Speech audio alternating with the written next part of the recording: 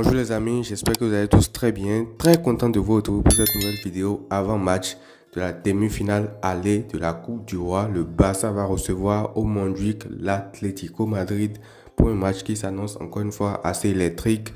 Et comme on se retrouve après la défaite étrange de la dernière fois, le Barça perd 2-1, mais a totalement mangé l'Atlético dans le jeu. Et cette fois-ci, ce sera un match de coupe, ce ne sera pas un match de championnat sur 2 matchs. Donc ça sera totalement différent, ça sera un gros match.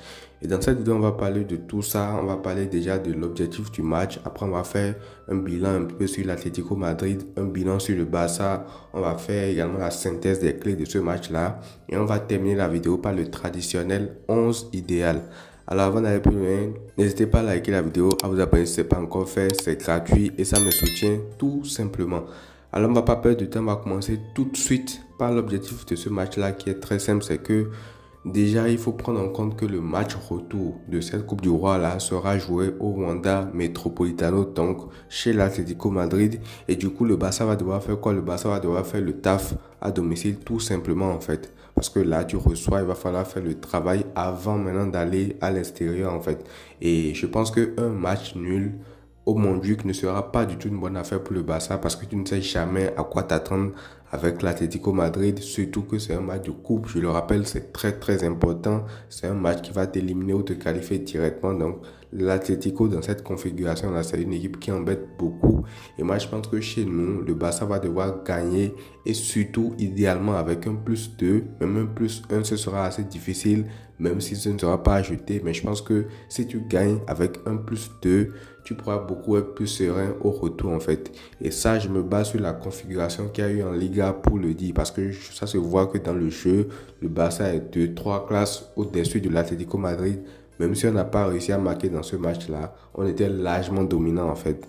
Donc moi, je pense que pour avoir un matelas d'avance assez confortable pour le match retour, si tu les bats à domicile avec un +2, tu pourras vraiment t'en sortir en fait.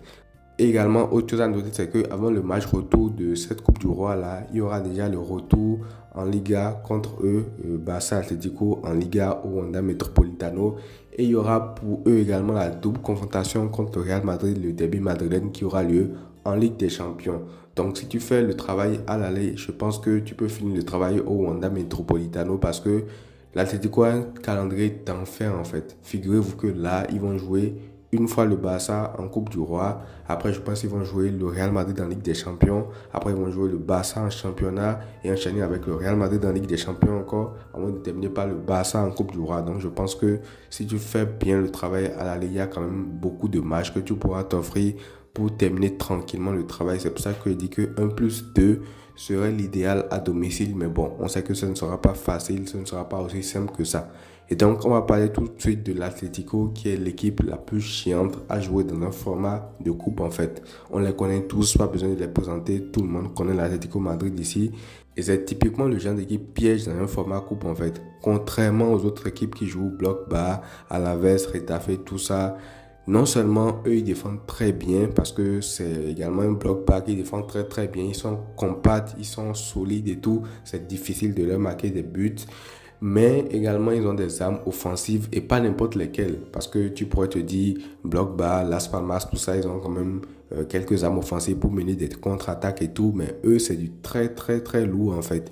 Et leurs armes offensives sont capables de rivaliser avec les armes offensives de n'importe quelle équipe en Europe. Parce que figurez-vous qu'ils ont beaucoup de joueurs offensifs, que ce soit Correa, Griezmann, Alvarez, le fils de Simeone qui peut rentrer également et claquer ses buts, Samuel Lino, Solot qui a d'ailleurs marqué le deuxième but contre le Barça à l'aller. Donc c'est très costaud tout ça, sans parler des autres joueurs au milieu de terrain et tout.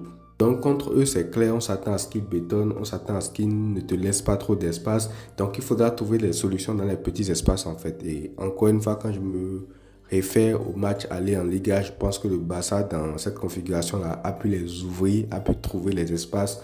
Donc j'espère que ce sera le cas encore une fois cette fois-ci. Et donc si on regarde cette approche du jeu là qu'on a eu au match aller en Liga, et qu'en plus de ça, on finit, on va les dévorer tout simplement en fait. Parce que le match aller en Liga, si jamais le Barça avait été concret dans toutes les occasions qu'ils avaient créées, je pense que ça finit 4-0, 5-0, ça ne choque absolument personne. Après, avec des si, on refait le monde, on sait qu'on ne peut plus reprendre ce match-là. Mais je pense que le Barça est capable quand même de le faire. Ça va être dur, ça va être difficile. Parce que comme je l'ai dit, l'Atlético, c'est une équipe qui est chiante à jouer, difficile à manœuvrer. Il y a Oblak qui est au goal qui va te fatiguer, qui va faire arrêt sur arrêt. Il y a le Cholo qui va te fatiguer également avec sa formation et tout ça. Il y a Alvarez devant qui est très dangereux, qui peut être très clinique. Griezmann, tu as une inspiration, tu ne sais pas ce qui peut se passer. Donc il va falloir être très très sérieux pour le Barça de A à Z. Encore une fois, comme je l'ai dit, le match aller se joue au Montjuic. Donc tu as intérêt à assurer un pas de la qualification avant d'aller au match retour. Et parlons justement du FC Barcelone. Parce que pour le Barça, la Copa, c'est clairement un titre à aller chercher en fait. Là, le Real va jouer la Sociedad de l'autre côté. Donc, il y a de fortes chances qu'il y ait un classico en finale si tu fais le job face à l'Atlético. Et je pense que là, c'est un titre pour aller chercher pour le Barça après la Super Coupe d'Espagne. Et dernièrement, dans le jeu, en Liga, globalement, quand même, quand on regarde les derniers matchs du Barça, c'était pas flamboyant. Je l'ai même dit d'ailleurs dans le débrief hier contre Las Palmas. Donc, c'est peut-être une lecture pessimiste de la situation parce qu'il y a deux manières de la voir en fait. Tu te dis, premièrement, hormis Séville dernièrement où on a fait un 4-1, c'est 1-0 contre Alaves, 1-0 contre le Rayo Vallecano, 2-0 contre Las Palmas. Et quand on regarde ça de manière négative, on peut se dire, bon, dernièrement le Barça est un peu moins en forme, dernièrement le Barça est un peu moins impliqué dans le jeu, c'est beaucoup moins fluide défensivement, marque beaucoup moins et tout ça. Ça, c'est peut-être la lecture pessimiste parce qu'il faut prendre également en compte la pression qu'il y a eu dans certains matchs où tu devais passer premier ou bien tu devais garder ta première place. Mais quand on met ça de côté, on peut également voir des aspects positifs de ça en fait. Parce que après s'être posé, avoir réfléchi un peu à ça, je me suis dit, en positif, tout ça, on peut dire que le Barça s'améliore dans sa capacité à gagner des matchs sans être flambant dans le jeu en fait. Parce que rappelez-vous de la période novembre à décembre où le Barça a perdu énormément de points en Liga, on enchaînait défaite sur défaite et tout. La période pratiquement la plus creuse du Barça de cette saison. Et bien, si à ce moment-là, on avait eu cette caractéristique-là de toujours gagner, même quand on était moins flamboyant, peut-être qu'il y a des matchs où on s'en sort avec la victoire, surtout celle contre la Real Sociedad, où on gagne 2-0 et puis on se prend 2 buts en quelques minutes en fait. Donc, je pense que ça, c'est également hyper important pour une équipe qui vise à gagner des titres. Il faut avoir ce style de raccro-là à la Real Madrid. Quand je dis raccro, c'est pas péjoratif, mais il faut avoir cette capacité-là de gagner des matchs compliqués, même quand tu n'as pas été bon. Et c'est avec ça que tu gagnes des titres, c'est avec ça que tu gagnes des matchs compliqués en Liga et surtout dans les formats coupe. C'est ce genre de caractéristique-là qui te fait aller loin, en fait, que ce soit la Ligue des Champions, que ce soit la Copa América, sur les matchs à élimination directe. Si tu n'es pas capable des fois de gagner, même sans avoir eu le beau jeu, tu ne pourras pas aller loin en fait, parce que le beau jeu ne triomphe jamais. Que ce soit Messi, Iniesta, Xavi, à l'époque de Pep, ils avaient une équipe pour gagner 4 Ligues des Champions à la suite. Pourtant, ils ont été éliminés 2 fois en demi-finale sur les 4 ans.